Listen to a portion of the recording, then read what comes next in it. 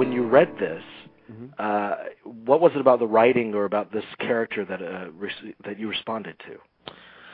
Well, the first thing, honestly, was that I have been friends with Josh, who wrote it for 20 years, I guess. Mm-hmm. So he wrote a movie I did with him a long time ago that ended up being called Out on a Limb, which is really bad.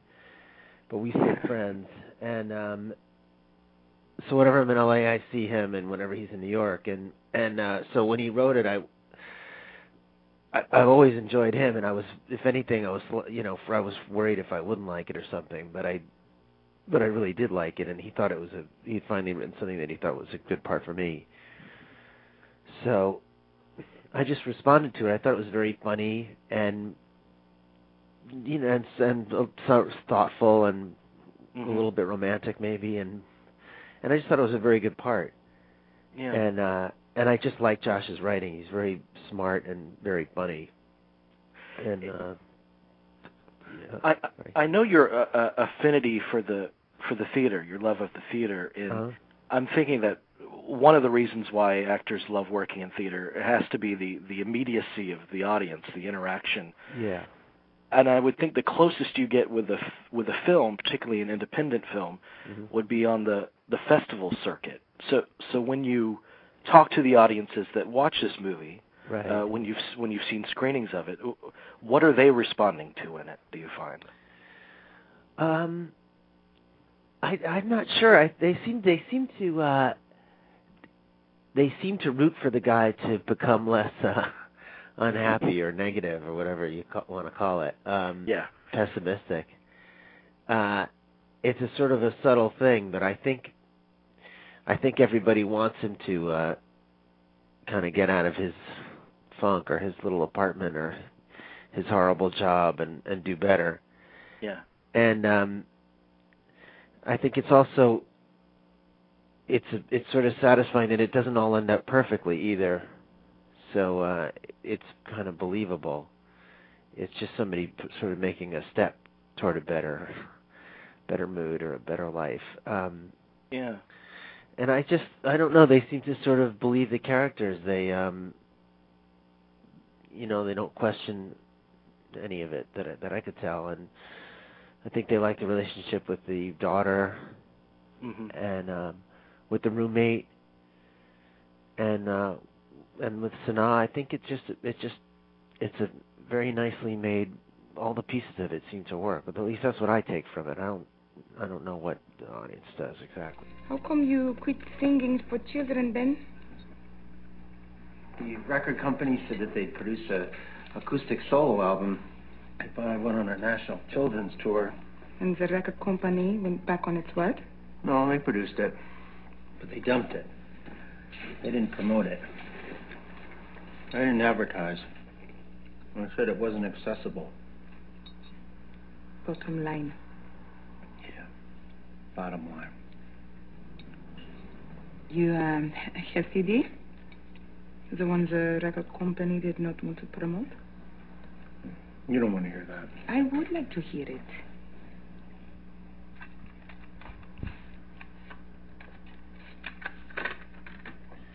You're probably one of 10 people who's heard this.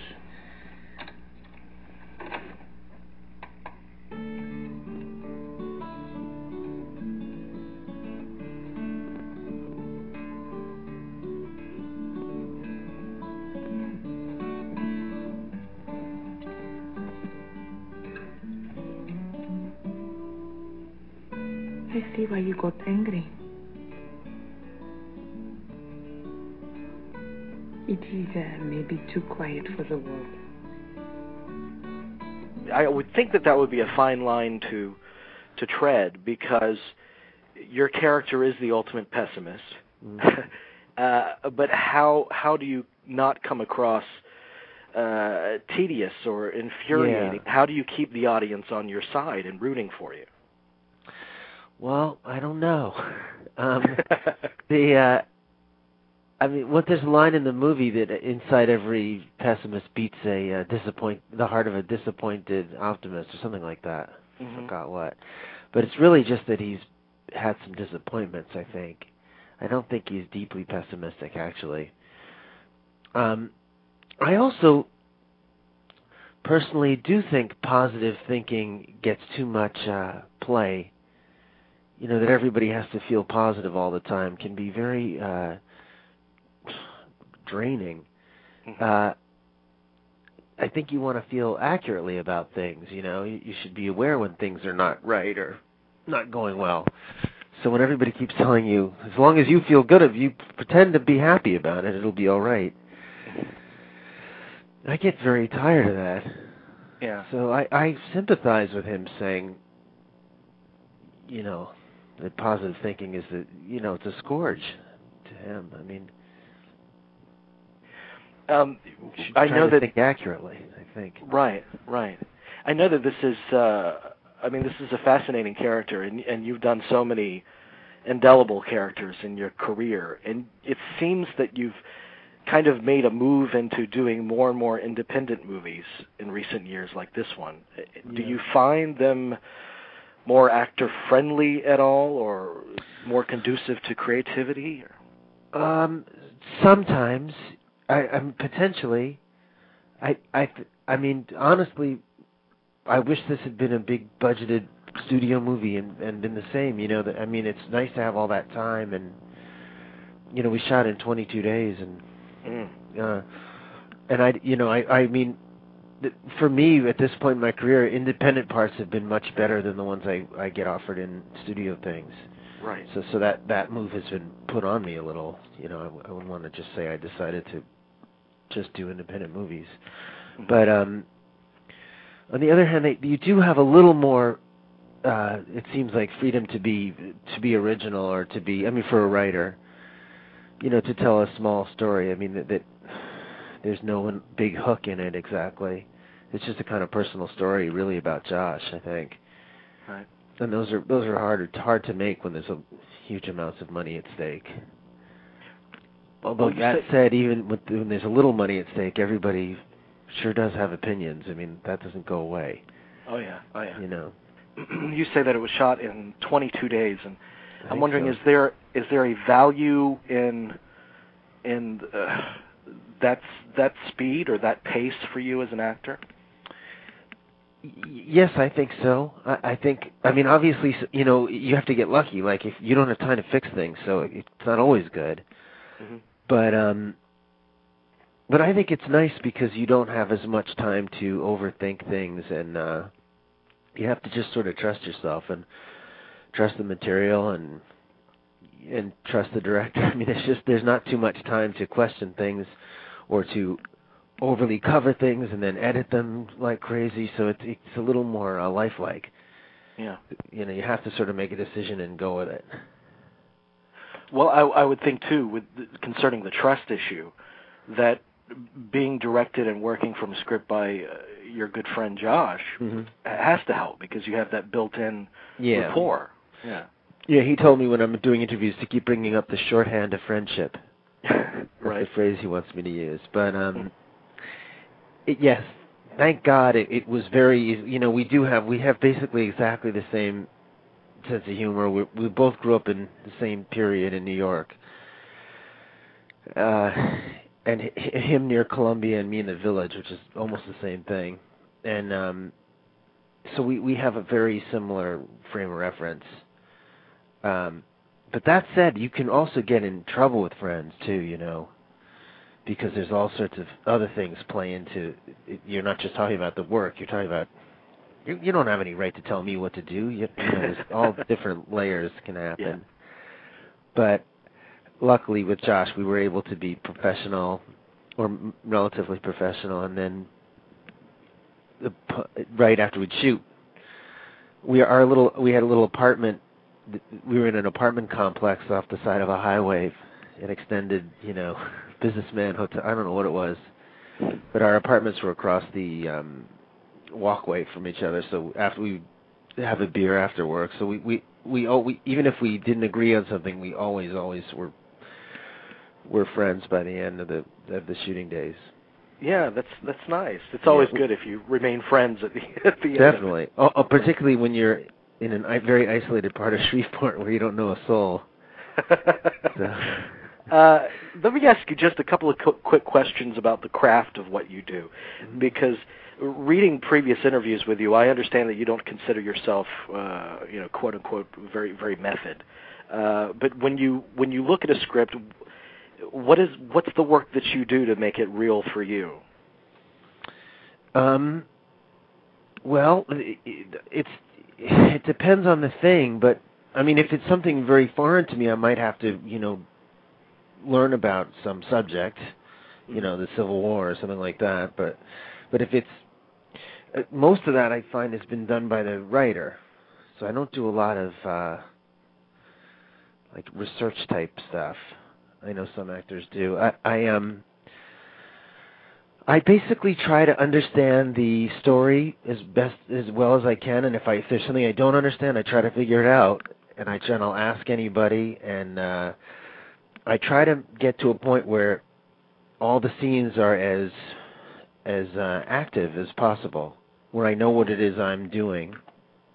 Not to sound like acting school, but you have to be doing something, not just sitting there.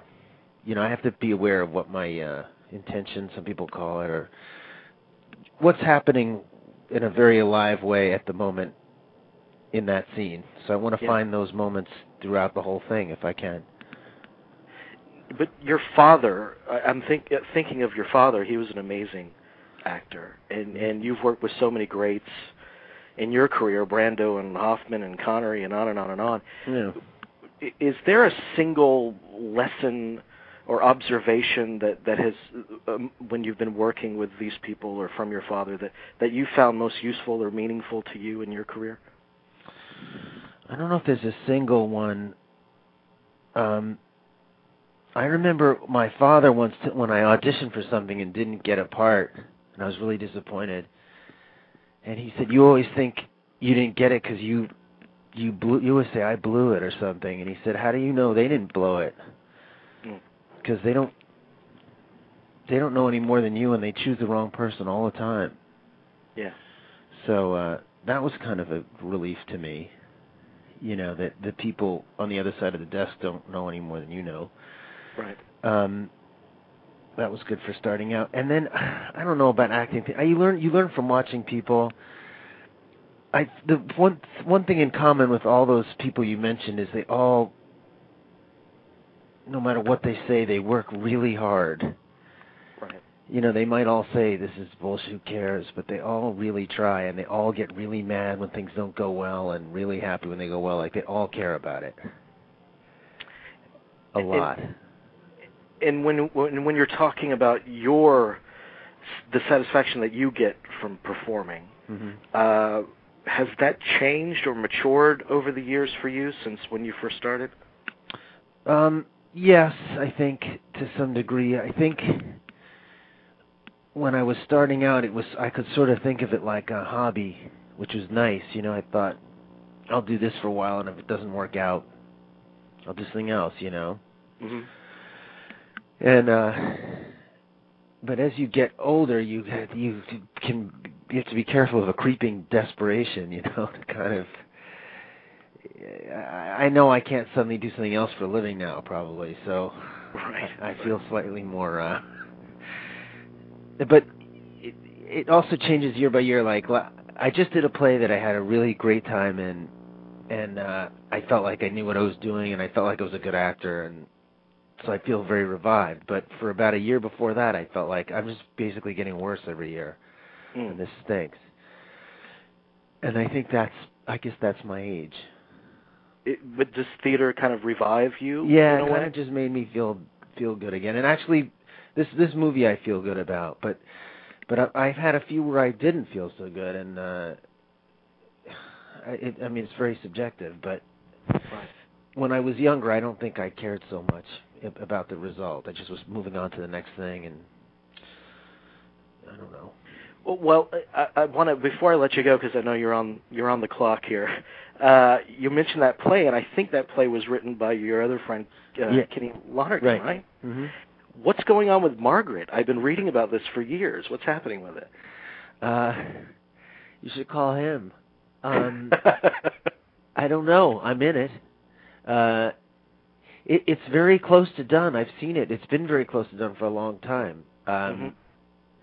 There are now legal issues, which I'm not qualified to go into, but I don't know what the... I think there's a hope that it could come out this year, but it has been it's been very problematic for him to get finished. Not all because of him, I'm not saying, but it's been very hard to finish. Although if you saw the movie, you'd say, well, that seems finished. Yeah. Like it's really close. It's just they can't agree on the last 20% or whatever. Well, I can't wait to see it. And I love you and everything you do, and I really appreciate your time today. Thank you. Yeah, you'll like that movie because he's a great writer. Really he's one of the best. I can't wait to see it. I agree. Let's do this again sometime. I enjoyed it. Okay. It'd be my pleasure. Okay, bye-bye, Matthew. Thank you. Bye.